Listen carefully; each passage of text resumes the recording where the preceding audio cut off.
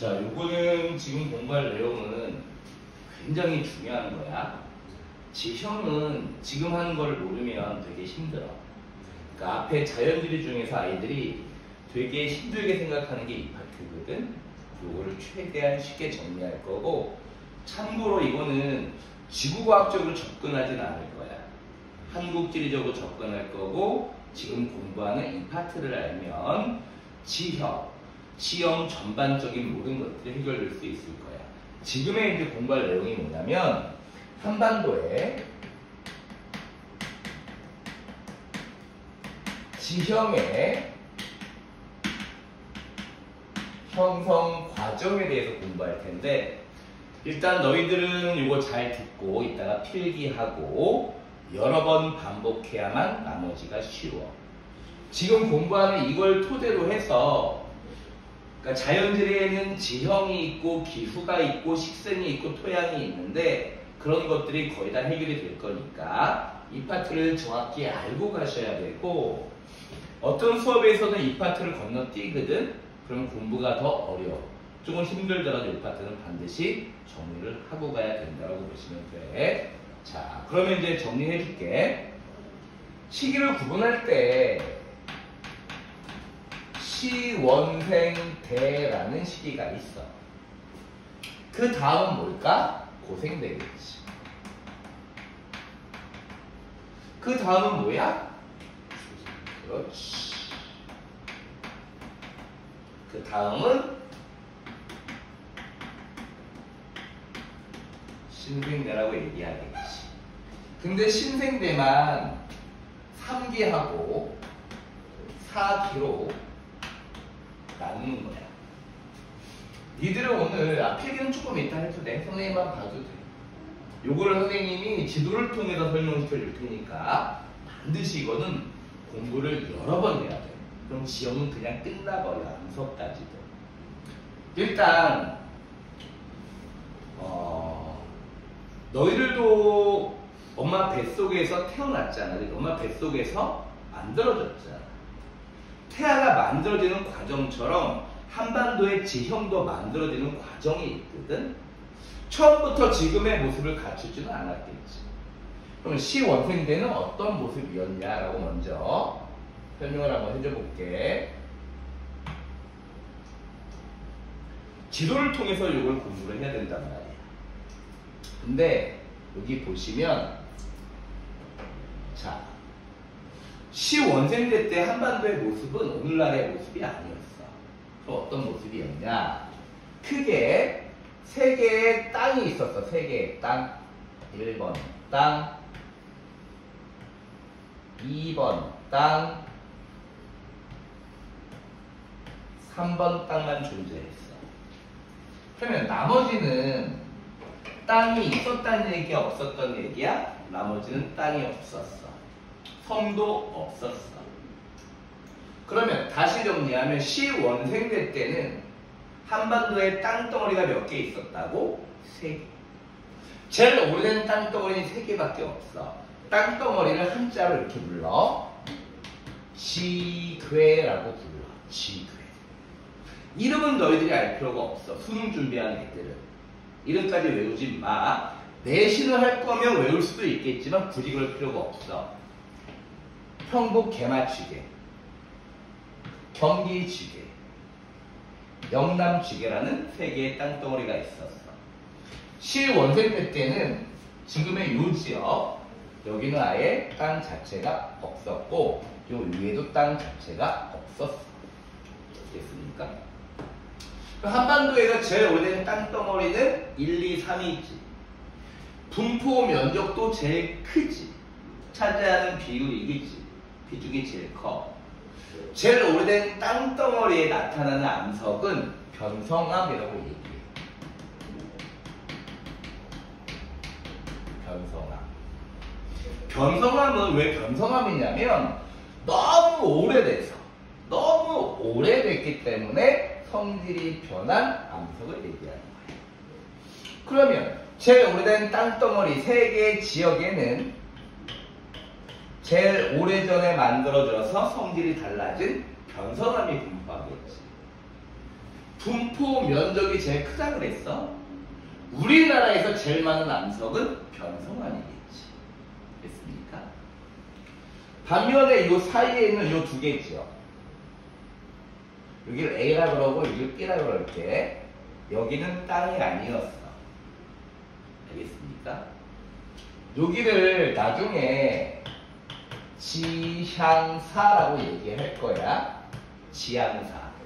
또는 요 부르는 명칭이 여러 가지야. 참고로 얘기하면 고생대 되면 얘는 평남 지향사, B는 옥천 지향사라 불러. 또는 숲곡대라 부르기도 해.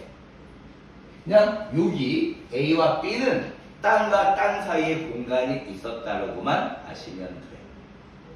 시원생대는 이게 끝입니다. 정리할게요. 땅덩어리 몇 개 있었다고요? 3개. 이 땅덩어리는 우리나라에서 제일 오래된 땅덩어리고 분포 면적이 제일 넓습니다. 제일 오래된 땅덩어리 안에 있는 암석이 뭐라고요? 변성암이라고요. 따라서 분포 면적이 제일 크네요. 우리나라에서 제일 많이 분포하는 암석은 뭐라고요? 변성암이에요. 끝. 고생대가 됩니다. 고생대가 되게 되면 변화가 있겠죠. 시원생대부터 있었던 땅덩어리는 이미 땅이죠, 그죠? 크게 좀 달라졌네, 지도 크기가. 평북 개마주계, 경기주계, 영남주계, 여기는 원래 땅이에요, 그죠? 선생님 좀 전에 이야기했지만 땅과 땅 사이 이 두 개를 우리는 뭐라 불렀어요? 지향사라 불렀어요. 이해될 수 있겠습니까? 지향사라는 것은 뭐냐면 비스름하게 누운 땅을 얘기해요. 비스름하게 누운 땅. 예를 들어서 땅이 이런 식으로 생겼어요. 근데 해발고도가 낮은 지역을 이렇게 바다에 잠기게 되겠죠. 지향사라는 것은 비스듬해서 일부는 땅을 유지하고 일부는 바다에 이렇게 잠긴 상태를 지향사라고 얘기합니다. 고생대가 되면 두 개의 지향사가 이렇게 일부 지역은 바다에 잠겨 있어요. 됐습니까? 또 너희들이 기억해야 될 건 뭐냐면 물 있잖아요, 물. 욕조에 받아놓은 물. 계속 목욕을 하다 보면 어떻게 되겠어요? 욕조 바닥에 때가 쌓이겠죠. 항상 이걸 기억하세요. 물이 있으면 고인 물에서는 퇴적작용이 활발하게 이루어져요. 모든 고인 물에서는. 이해됐습니까? 빠르게 흐르는 물에서도 유속이 줄어들게 되면 퇴적이 일어나게 되는 거예요. 바다 역시 퇴적이 일어나겠죠. 그러면 바다 밑바닥에 가라앉는 것들은 뭐가 있을까요? 조개 껍데기, 생선의 뼈 같은 거. 색깔은 어때요? 회백색이겠죠. 바다에서 퇴적되는 이러한 퇴적층은 조개 껍데기의 색깔, 회백색을 띌 거 아니겠습니까? 요 바다에서 퇴적되기 때문에 이것을 우리는 해성층이라 부르고요. 지층 이름은 조선계 지층 또는 조선 누충군이라고 얘기합니다. 이해됐습니까? 바다에서 퇴적되는 해성층 이름은 조선 누충군 또는 조선계 지층. 조개 껍데기 같은 게 쌓이게 되면 나중에 어떤 지하자원이 되는 거냐면 탄산칼슘, 석회석이 됩니다. 됐습니까? 그러면 이렇게 고생대 해성층인 지층이 만들어지고 얘를 우리는 조선 누충군이라 부르며 석회석이 쌓인다는 걸 알 수 있겠죠. 고생대 먼저 석회석이 쌓입니다. 두 번째, 다른 원인에 의해서 지구학적으로 설명하지 않을 거예요. 삐뚤었던 땅이 이렇게 융기합니다. 삐뚤어졌던 땅이 융기하면 바다에 빠졌던 부분이 이렇게 육지로 이렇게 나오겠죠, 그죠? 맞습니까? 바다에 잠겨있던 부분이 융기된 거예요. 고생돼 있었던 거예요. 지향사 두 군데서 일어났던 거예요. 근데 바다에서 빠졌던 부분이 융기해도 해발 고도가 낮은 지역은 일부는 이렇게 물에 잠기겠지요. 호수가 만들어지겠지요. 육지 안에 고여있는 물을 호수라 부릅니다. 역시 융기 이후에 호수는 그대로 존재합니다. 호수 역시 고인 물이에요. 역시 무슨 작용이 일어날까요? 회적 작용이 일어나요. 회적. 물에서는 뭐가 된다? 쌓인다. 얘는 바다가 아니죠. 육지에서 쌓인 육성층이 되는 겁니다. 그러면 호수 밑바닥에 가라앉는 것들은 뭘까요? 동물의 사체, 썩은 통나무, 검은색이 쌓여요.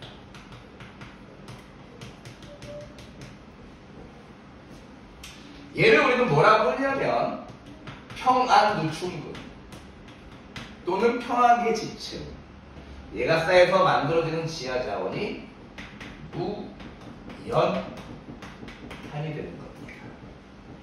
그럼 우리나라에 석회석이 있는 지역은 두 군데의 지향사만 석회석이 존재하겠고 대부분의 무연탄 역시 저 지역에 존재하게 되겠죠. 됐습니까? 요 두 가지의 이러한 무연탄 석회석을 고생대, 퇴적암이라 부릅니다. 시원생대 때는 변성암이 있었고 고생대 때는 고생대 퇴적암이 만들어진 겁니다. 자, 중생대가 됩니다.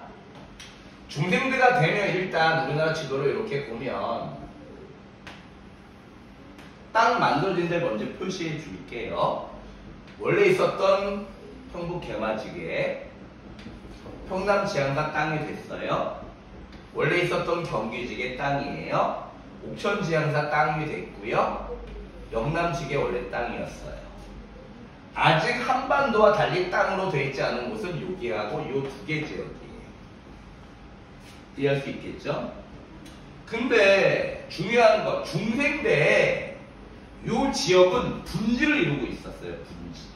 분지라는 것은 주변 산 가운데는 평평한 요 지역을 분지라 부르고 여기에 이렇게 물이 채워져서 경상 분지 또는 경상 호수라 불렀던 게 중생대의 모습입니다. 여기에는 경상 호수가 존재하고 있었어요. 됐습니까? 근데 역시 호수에서는 차곡차곡 뭐가 생기겠어요? 물이니까 퇴적이 일어나겠죠. 근데 중생대에 우리나라에 살았던 거대한 동물이 뭡니까? 공룡이에요. 퇴적될 때 이 공룡이라는 놈들이 뛰어다녔어. 따라서 여기서만 중생대 퇴적암이에요. 여기서만 공룡 발자국의 화석을 볼 수 있겠지요. 그러면 공룡 발자국의 화석을 볼 수 있는 곳은 이 지역이라고 할 수 있겠죠. 경남 고성 가면 되게 유명하거든요. 그리고 중생대에 지각변동이 있었습니다. 첫 번째 있었던 지각변동, 송림 변동이라는 게 있었어요. 이름까지 안 외워도 됩니다. 송림 변동은 이렇게만 기억하세요. 한반도의 북부지방, 북한에 영향을 미쳤습니다. 북한에 영향을 미쳐서 북한의 이런 방향의 지질 구조선이 만들어져요. 지질 구조선이라는 거는 땅 속에 만들어지는 거예요. 땅이 있으면 요 안에 있는 이러한 땅이 꾸불꾸불해지는 것을 지질 구조선이라고 얘기합니다. 그 다음에 두 번째,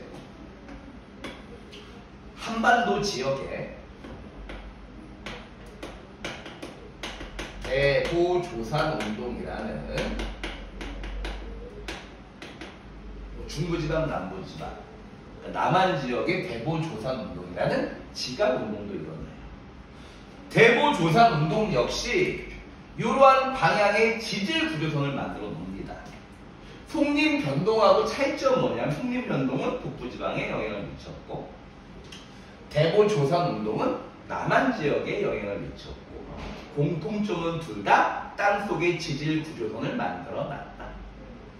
중요한 거, 대구 조상 운동은 지질 구조선과 더불어 화, 강, 암, 마그마가 땅 속에서 굳어지면 이것을 화강암이라고 얘기합니다. 내가 이렇게 표현하죠. 미래의 배 안에는 숙변이 있죠. 숙변은 아직 안 나온 거예요. 안 나온 거는 화산이 아닙니다. 병이 나와야 똥을 싸야 화산이 부풀어난 거예요. 화강암은 아직 안 쌓은 거예요. 화산이 아니에요. 마그마가 땅 속에서 굳어진 거, 화강암. 꼭 기억해야 됩니다.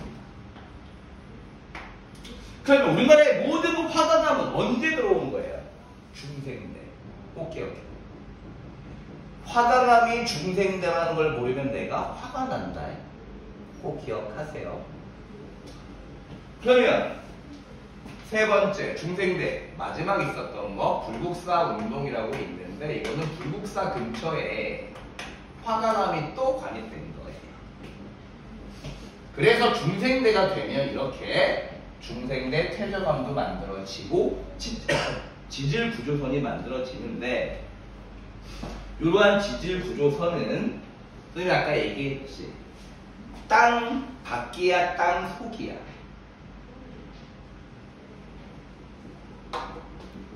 지질 구조선 땅 속에서 나타나는 거야. 봐봐, 예를 들어줄게. 땅이 있는데 땅 속에 이러한 지질 구조선이 만들어져. 시간이 오래 지나서 하천이나 어떤 것들에 의해서 이 지역이 깎여. 침식되거나 통화돼. 그러면 나중에 이러한 모양이 땅 밖으로 드러나겠지. 산줄기 모양이지. 잘 봐. 지질 구조선은 처음에 산이 아니었어. 나중에 시간이 지나서 산이 됐지. 나중에 산이 됐기 때문에 이러한 지질 구조선에 의한 산맥을 우리는 2차 산맥이라고 표현해.